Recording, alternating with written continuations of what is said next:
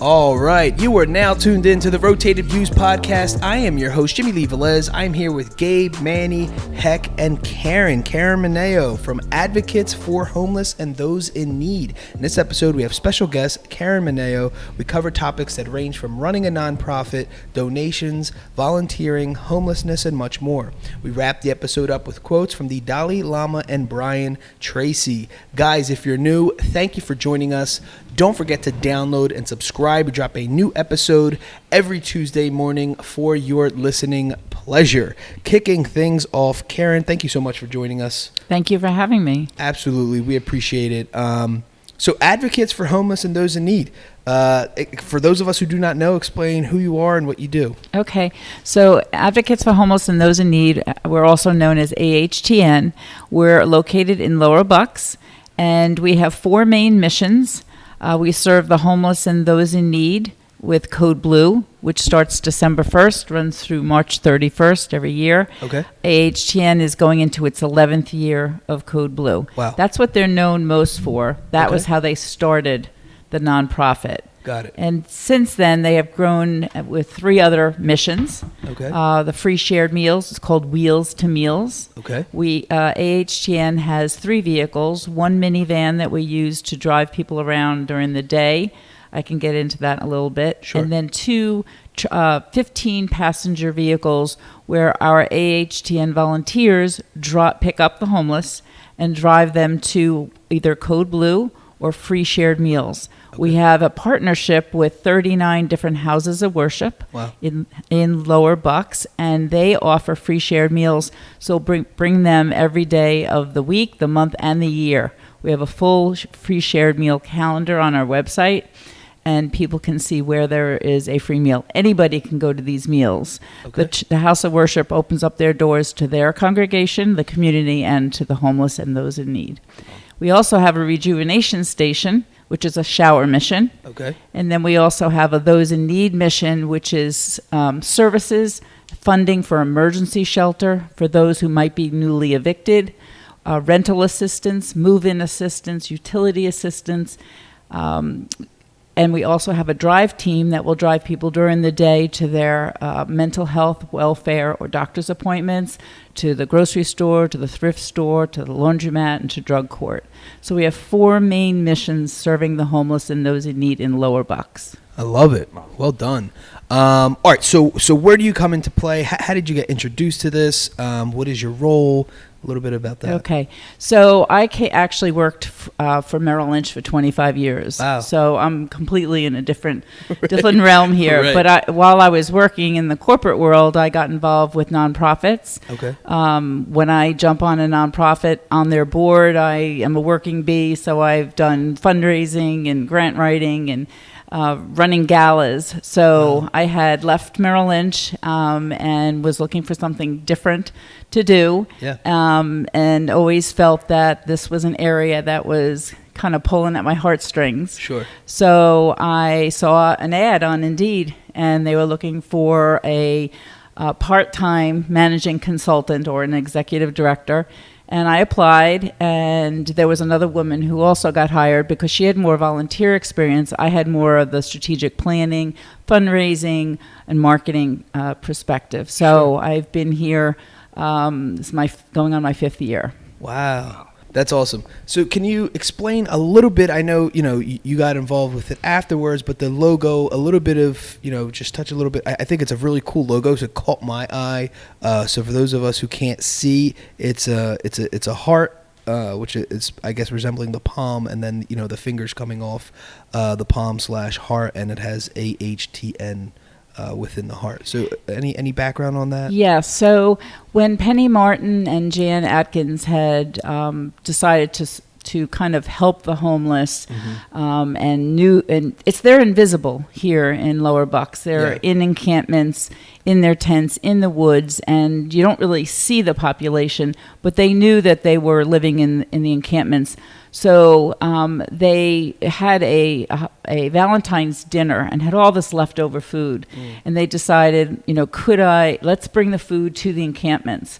Well, that's like barging in through your front door. Sure. So they realized that wasn't really going to work, to have all this food brought into encampments, which ends up rotting.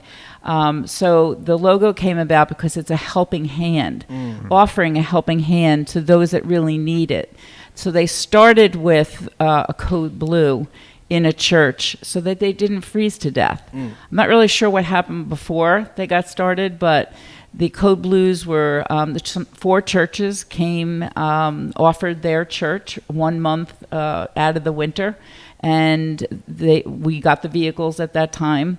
And Penny and Jan got a whole volunteer base, because it really was all volunteers for many years. Yeah. So the logo came about because it's really a helping hand to the homeless and those in need, and it started with the code blue. Wow, and it is obviously it's in the color blue. Mm-hmm. So let's jump into the code blue, because winter is coming now, is upon us, and a lot of people don't think about just even having a coat or something or a place to stay warm. A lot of us take these things for granted. Locally, we just had a coat drive, and it kind of grounds you and humbles you. And we participated in that. But can you just explain a little bit what code blue is and the importance of it? Absolutely. So there's only one emergency shelter here in Lower Buck, so there really isn't a place where someone can go in. Wow. Like in Philly, you have many shelters. Sure. There is no place that someone can just go into if it's going to be freezing. Sure. So this nonprofit, AHTN, created this model, and then actually shared that model with Central Bucks and Upper Bucks, and they both have nonprofits that run their code blues. Wow. Some of them are similar, some of them a little bit different, but there are 3 nonprofits that run these code blues, so that from December 1st through March 31st, any time that the temperature plummets to 26 degrees or below, including wind chill, we rally 18 volunteers with various responsibilities, and we have a whole system where we can get our volunteers to sign up for certain positions. And once those positions are filled and we reach that threshold of 26 degrees, including wind chill, we will say we're open for code blue. We announce it on our website, ahtn.org. We have a phone number they can call, and it will say whether we are open or not. When we're open, then we mobilize our volunteer bus team, and they will go and pick up the homeless at various spots, the 2 vehicles around Lower Bucks, and bring them into that church for the evening. AHTN provides the cots, the sleeping bags, pillows, blankets. We also provide clothing. We buy thermals. Wow. We try to work with houses of worship that may donate waterproof gloves, boots, coats, anything that we can get our hands on. We know they have nothing. If they had something the year before, they threw it out. Sure. Because you can't really store stuff, right, where they're living, and it gets wet. Mm-hmm. So they literally, in December, will be coming in. They slowly trickle in as it gets colder and colder, and we provide them with, the clothing, the socks, whatever they need, so that they can survive in the cold. Last year, we had 61 nights of code blue, and we brought in 132 unduplicated individuals. Wow. If you figure out the number of heads in beds, like the total number of check-ins, it was 1,583. Jeez. And it's 20% women. So we accommodate both men and women. We do not take children. It's adults only. If there are children and families who need shelter, then we have resources for them to put them up in an emergency shelter, like a motel in Bristol. So this is just for adults. And we move every month from one church to the next. We start with Emmaus Road Lutheran Church in Levittown for the month of December. We move to Woodside in Yardley for January. We're here in Bristol Calvary Baptist Church for the month of February, and then we go to Emily United Methodist Church for the month of March. And every one of those places, we have a volunteer base that volunteers a whole winter long, or maybe just at the church that they go to. So how does it work, right? So Code Blue is called. Everyone, how does the volunteer team get notified? Is that like a pager system? They get phone calls. So we use something called the Volunteer Hub up on our website. You can click onto the Volunteer Hub, and all of the positions for every night of the entire Code Blue season are posted. So if I am interested in helping with the dinner shift, I could sign up for that. And I will sign up for as many nights as I want. If I'm called, then I show up and I get a text alerting me that Code Blue is called, and I go in. So the different positions, I could be an intake person where I help set up the cots. Okay. Some of these locations you have to break down or take the cots away from the setting because they have daycare. They all have daycares. Some of them we are allowed to stay set up because they're in another room, and some we have to break down. Got it. So intake helps with setting up the cots, getting everything ready, making sure we have the supplies ready. The bus team signs in. They go pick up the homeless throughout the various spots in Lower Bucks. They bring them in, and everybody comes in about 9 o'clock. Okay. We have a shelter coordinator that goes in at 7:30 that kind of sets it all up. And then we have overnight staff. So we have a first shift, which is from 10:30 to 2:30. And we have a second shift is from 2:30 to 6:30. Everyone always works in pairs. You're never there alone. And then there's the morning shift where they wake them up at 5:45, and the bus team comes and picks them up and brings them right back to where they got picked up. Wow. So it's 18 volunteers, and they all, like I say, use the volunteer hub to sign up. And if it's too warm that night, they got the night off and they don't come in. Sure. So we have 325 volunteers. Wow. They all go through a volunteer orientation. They go through bus training if they're part of the bus team. They can shadow so they can learn. We don't just throw you into, a position. You can shadow, and then you become a full-fledged, volunteer, and you can sign up. You can do different positions if you want.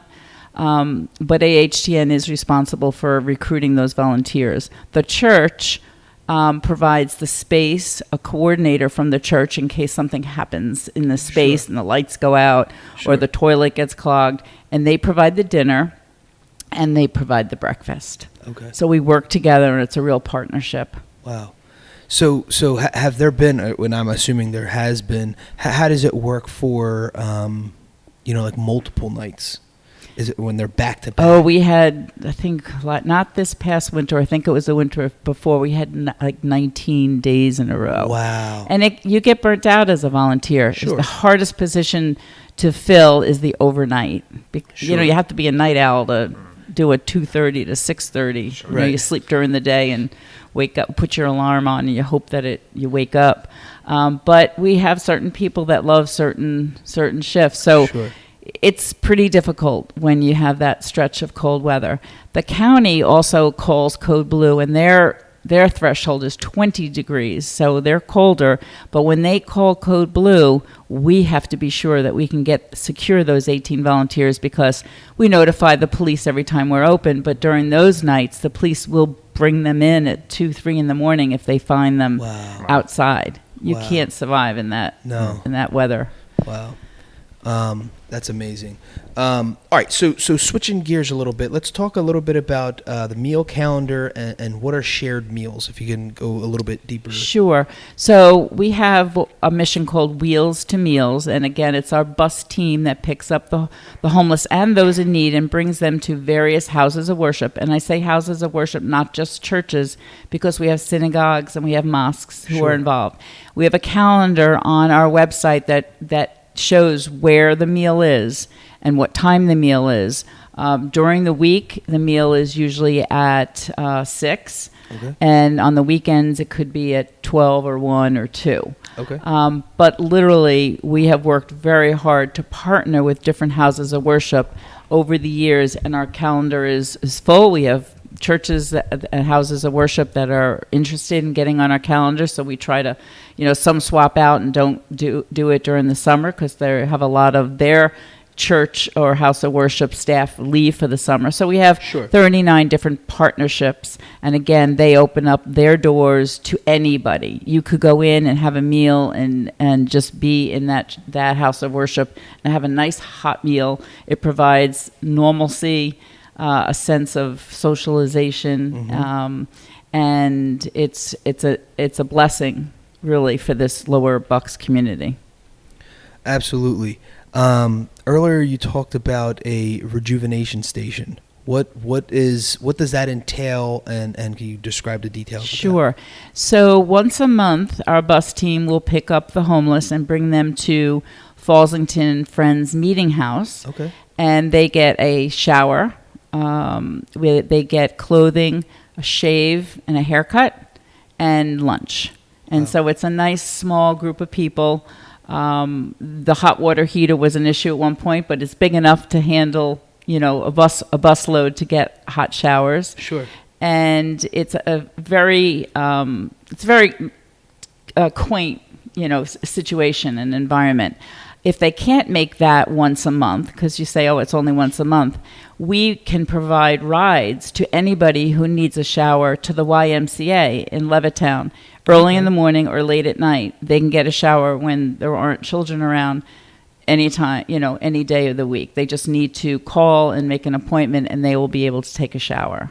Wow. We also have free laundry for them. If they, want to do their laundry, we'll also provide them a ride to get their laundry done. We have a gentleman who owns a laundromat who does that for free.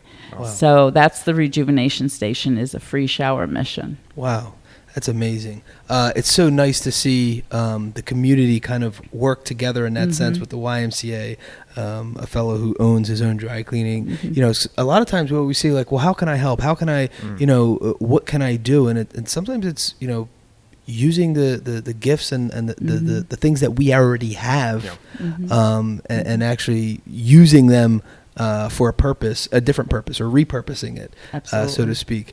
Okay, so can you explain Those in Need and its mission? So yes. TIN. So Those in Need, or TIN, is for those people who they can be homeless, but they also can be in need. They might be newly evicted, or they're getting evicted, and they need assistance to stay in their dwelling. They may need some money for utilities. They may need money for prescriptions or eye exams or eyeglasses. The biggest need is emergency shelter. And our resource consultant, Nikki Farrier, will take the phone calls. She fields phone calls from agencies, organizations, individuals, and families every day, Monday through Friday. And the biggest need is emergency shelter for those with, individuals or with families with children. And she will put them up at the local motel in Bristol. And then there is a meal that is also delivered to them that they can microwave, because there's a microwave in the room. Yeah. So then that they have at least 2 nights for a family, 1 night for an individual, where they can kind of rest their head and not worry about surviving out in either living in their car or living in the street, to be able to plan their next move. Yeah. There may be other agencies that can help them with another night or 2, and then maybe possibly another organization, so that they can figure out what their next move is if they were newly evicted. Absolutely. And that way they're not living in their car or on the street. We also have a volunteer drive team, who they are mostly retired, so they can drive during the day. Okay. And a request will come in. I need transportation in Bucks County is really difficult. If you don't have a car, it's extremely difficult. So we have a drive team that will help them get to their appointments, or the thrift store, or the grocery store. We also have, every Thursday we drive. Our drivers use our minivan, and we drive them to drug court up in Doylestown, so they can be part of the drug court program. Okay. So really it's services, and it's also resources. Nikki will provide them with other resources that might be available to them, so that they can help stay in their dwelling or get the help that they need. Absolutely. So the volunteers are obviously a big part of the mission. I did see, on your website, it has almost 3,800 volunteer hours donated in the past year. How's that calculated? I think that's a really cool thing to have. I really did. I think it was like, oh yeah, it was fascinating. Is there like a simple, formula that you guys use to calculate that? And it's pretty impressive. So in the volunteer hub, there's a way to track how many volunteers and how many hours. So we are able to, we keep statistics because I write a lot of grants. Okay. And I need to have statistics to show the Family Foundation or the trust what our outcomes are. Makes sense. Because we may not be able to say that this homeless person got out of homelessness, but we can say how many people who come to each of our missions. So we know how many people come to Code Blue. We know how many people are traveling our buses. We know how many people are going to Rejuvenation Station. We know how many miles our vehicles are traveling. Yeah. So when you figure the number of volunteers, the number of hours in their shift, that's all on the volunteer hub, there's a dollar value that the IRS puts, it's $24.64 or something like that at this time. We just calculate the monetary value of what that's worth, that's saving AHTN in staff time. Wow. Like I said before, it used to be all volunteers. There's only 4 part-time consultants. And we're part-time, but you use that loosely because you're working for a nonprofit. But we would not be able to hire 18 staff people to run Code Blue. So that's kind of how we figure the volunteer hours. Wow, that's awesome. All right, so you've been part of AHTN for 5 years. It doesn't have to be just the most memorable moment, but what has been one of your most fondest moments, I guess, looking back? Yeah. So whenever I talk to people about AHTN, like I'm doing now, I may do that with any number of people, in particular grantors who want to do a site visit. It's really very rewarding to see how they react to the missions that we have and how we've grown over the years. So it's very satisfying that anytime there has been a particular need, we've been able to rally and really find a way to make that need be addressed. Absolutely. I do a lot of grant writing, but the community has been amazing with donations, and we do a direct appeal, an annual appeal, and it's coming up now in November. And I've been able to learn a lot about how to go about doing online campaigns, direct mail campaigns, who should we be trying to attract. But we only had 200 donors when I started, and we're up to 1,200. Whoa. Wow. Our likes on Facebook have, was 200, and now it's, 1,200. Wow. So we've really been able to grow in the community. The community really has been learning about us. I try to do articles in the paper. I try to have a reporter come out when we move into Code Blue. We try to make a splash, with what we're doing. Yeah. So that people can see us and say, this is a worthwhile organization, a nonprofit, a 501c3 that I can get behind. Absolutely. So I'm pretty proud of how we've grown and addressed the needs of the homeless and those in need, and also getting the budget so that we didn't have to cut anything. Sure. So I'm pretty proud of that. Stuff. That's awesome. Amazing work. So explain a little bit how you all network with other nonprofits. I did see the United Way on there, Volunteer Hub, etc. Is that a regular basis, or is it kind of like a one-time thing? Do you utilize them as a resource? So we actually have a collaborative partnership with United Way and Bucks County Opportunity Council that Nikki Farrier and I, we are in this collaborative where we help with gas, filling up those in need cars with gas. We don't give them gas cards because we don't want them to do something else with the gas card. We want them to have gas. So we actually have volunteers who will meet the person and fill up their tank and then submit that expense. And then we help with car repair, and that's all for when they are using their car for work, to get to work or to get to school. So it's a collaborative emergency needs effort with United Way and Bucks County Opportunity Council. Yeah. There's other agencies that are part of that collaborative too, but that's one way where we collaborate. Nikki Farrier works with probably 24 different agencies and organizations in the county. Wow. We refer families to Family Promise, which is an organization a nonprofit that helps 14 individuals, their families, with shelter and puts them in a program for a period of time to get them into housing. And they just newly opened again. They were open, then closed, and now they're open again since March. So we also work with the shelter. We work with Salvation Army. Again, we have all the partnerships with the different houses of worship. When Nikki has run out of budget, she'll often ask a house of worship in particular if they'd be willing to give money to help put up someone in need, and usually they will rally. Wow. The houses of worship have been amazing, and their donations have really helped us be able to fund those in need. And sometimes they'll do a special offering at Thanksgiving time or Christmas or Easter. Mm-hmm. But it really is a interfaith nonprofit with lots of partnerships. Absolutely.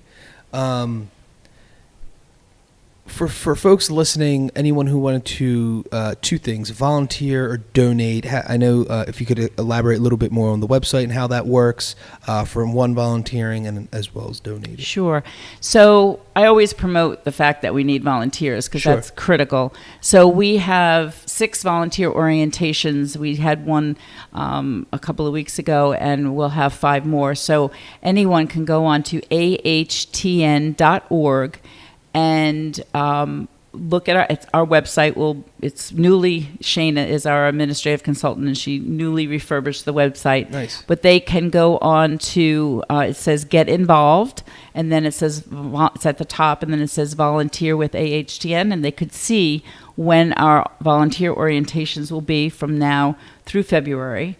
And there's a way to actually register on the Volunteer Hub. And then once you're registered, you'll be able to see all of the emails that come through and all the trainings that are offered. Sure. So again, we need, a lot of volunteers. Out of the 325, there's maybe 70, 75 who are active. Okay. So we're always looking for new volunteers. Sure. And there's always the missions for Code Blue are, mostly at night. And then there's stuff during the day. The drive team can drive during the day. And for Wheels to Meals, we need the drivers and the attendant to come at 10 to 5 to pick up the vehicle. So you might have to, have a little bit of a flexible schedule or not work. Sure. So there's different volunteer opportunities for people. The other way that I like to promote is the donations. So if you go on to ahtn.org, on the top right, there'll be a Donate Now button. Okay. And you can either donate online if you choose to. The campaign that I have now is all about the fact that the need has been increasing. The Nikki is out of budget usually third week of the month, and then she can't help anyone until the budget renews itself the next Sure. month. So there's always a increased need for help here in the county. Or you can write a check to AHTN, and on the website is our P.O. box that they can mail to. Okay. And we accept donations, really, any amount will help. Absolutely. Any one of our 4 missions. Absolutely. Now to go back really quick on the volunteer. So if someone said, is there like a volunteer type? I know there's specific missions, but if someone's like, I got about 10 hours I can volunteer, throughout the week, a couple hours. Is there anything like that, or is it, how do they get qualified? Well, so with Code Blue starting December 1st and running through March 31st, that's the bulk. That's the main, yeah. Okay, yeah. gotcha. So if people wanted to get started with us, they should come to a volunteer orientation, learn about the different positions that we have, see what they're interested in. Got it. An intake person would actually sit down with the homeless person and do a form that they fill out with the homeless person, and then the information is entered into a homeless management information system, Okay. HMIS. We also then take that information and may provide to Nikki, this person needs a little help in this area. So we also have Pendel Mental Health that comes into Code Blue Monday through Friday and helps anybody who needs assistance. Wow. So there are a lot of resources that we can offer people. But as far as the volunteering, Code Blue this time of year would be the time to want to help, because it's the most number of volunteer opportunities. If you're retired or you have a flexible schedule and you're free on Wednesdays, and there happens to be someone who needs a ride on Wednesday, then you could be part of our drive team, the Those in Need drive team. Okay. Then for Wheels to Meals, it's really being a bus driver. You do not need a CDL license. You do. Then we have we have attendants. So we have bus drivers and we have bus attendants. And again, those opportunities are from like 10 to 5 to about 8 o'clock. Okay. So, it's worth coming to a volunteer orientation just to see if it fits into someone's schedule. And that's on the website, correct? Correct. The next time you'll have an event for... That is correct. Okay, cool. I think we have 2 in November, and we have them going through February, but they're all on the website. And actually, I have the dates of the volunteer orientation. The next one is Monday, November 18th at 7 p.m., and that is at a synagogue in Bensalem, and that is on our website. Perfect. Okay, so 5 years managing consultant, Karen Mineo. How do you manage work-life balance with everything going on here and still being able to? Well, first of all, so we had a couple guests that have similar nonprofits. And some of the stuff you see on a daily basis or deal with, and a person with compassion, is some heavy stuff that sits on your mind, especially if you have a compassion towards people. Mm-hmm. How do you kind of like manage through that with, still operating, your life? So I have a great team. Yeah. Crystal Myers is she's our program consultant. Mm-hmm. She really deals with, all of the volunteers, and if issues come up that with our volunteers, maybe having with a homeless person or some of our missions, she really handles that. She's really at the forefront. So she's amazing, and she'll call me and we'll discuss and we'll collaborate, but really she's at the forefront. Nikki Farrier really handles all of the those in need. So every phone call that may come in to me and that I can't answer, it's going to Nikki. Penny Martin, as our president, really, she's been doing a great job with mentors. We have mentors. It's called the Homeless Outreach Team Mentors. So she's really been instrumental in getting some volunteers who want to mentor others on a daily basis or weekly or monthly, people who know the resources in the county. So she's really taken that on. So I can really focus on the strategic part of the organization, focus on the fundraising, the PR, the marketing. I'm always available for consultation. But I do other things to make additional money. Sure. I do things at night, I'm really into nonprofit consulting. So it's a very big juggling act for me. Sure. In addition, I really do like to bike ride, so I try to get out there and clear my head. Absolutely. I'm a big, health nut in that regard. So I really feel it's been a whole lot different than corporate life, but one that I have enjoyed a whole lot more. I love it. Yeah. Awesome. Well said. All right, so before we close out, one more time, can we get the location or the phone number or websites?